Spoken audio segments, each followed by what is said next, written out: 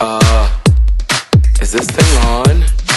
Okay, here I go. COVID-19 just slapped me and my plans were all ruined. I got this app just to see what everybody was doing. And I'm a quite shy guy, but I was feeling so shameless. Posted a vid online, now I'm internet famous. Look, I'm on TikTok, check out my TikTok.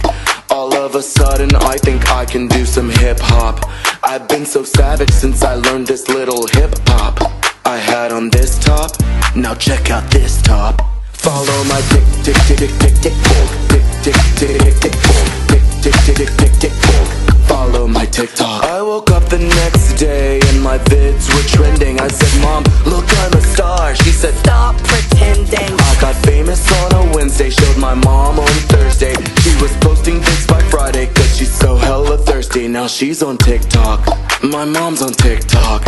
My mom's so gangster, you should see her little crip walk. She did a body roll, she said, is this hot? I said, it's so not. Now could you please stop?